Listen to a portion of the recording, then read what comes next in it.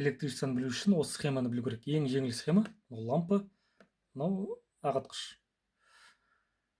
Мына жерде тоқ пайда болу үшін лампада осылай. Міне лампа. Мынау фаза, былай бір айналып келу керек, цеп жасау керек. Міне мынау выключательді қосамыз, сол кезде мына жерге дейін фазында келеді. Мынау лампа жанады и нольмен арға кетіп қалады. Мынау лампының орнына біз кез келген тоқпен жұмыс істейтін затты қойсақ та дәл осылай осы схемамен жұмыс істейді. Распред коробка жинағында бізге осы схема керек болады. Мынау лампа, мынау выключатель.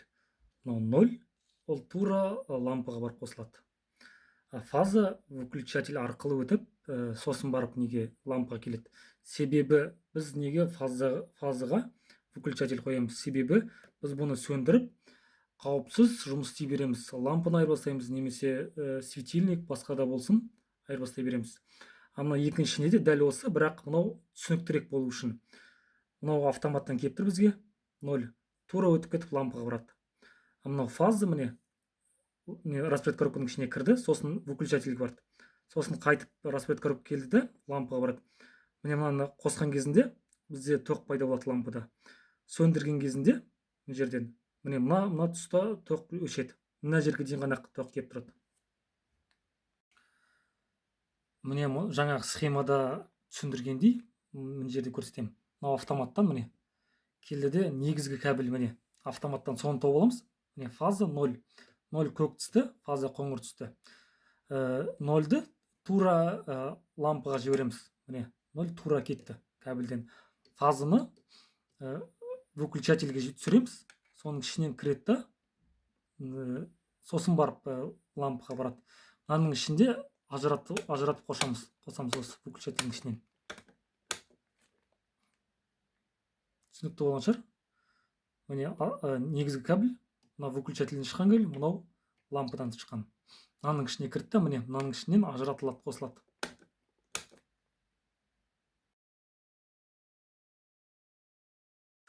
Бүгін бізде екі пернелі выключательдің қосылу схемасы.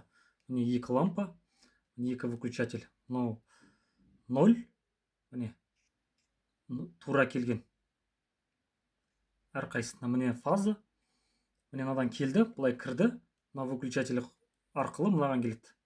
Екіншісі, міне екінші выключатель арқылы мынаны сөндірген кезде мынау сөнеді, мынаусын сөндіргенде мынау сөнеді. Міне осы схемасы. Мынау түсінікті схемасы.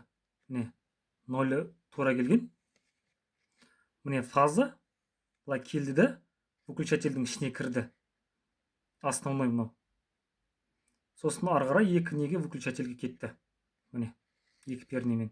Мынаны сөндіргенде міне біреуін сөндірсең мынау сөнеді, екіншісін сөндірсең мынау сөнеді.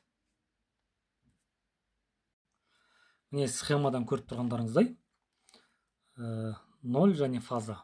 Фаза 0. 0 бізде тура қосылады лампаларға. Міне 1-2 лампадан келген кабель. Міне біздің жаңағы основной үшеуі бірге қосылды мына жерде. Міне схемадан көрсетіп тұр. Тура қосылған. Неге? Фаза выключатель арқылы қосылады. Выключательден 3 кабель шығады. Міне 1, 2, 3 кабель. Соның біреуіне фаза кіреді қоңырмен. Міне кірді фаза. Ішінен 2-ге бөлінеді. Міне 1 және 2. Міне 1 және 2. Мынау бізде былай бір лампаға кетті. Мынау арқылы шықты да жоғарыға.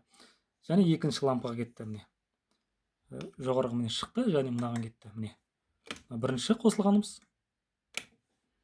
Мына екінші қосылғанымыз міне мынау арқылы.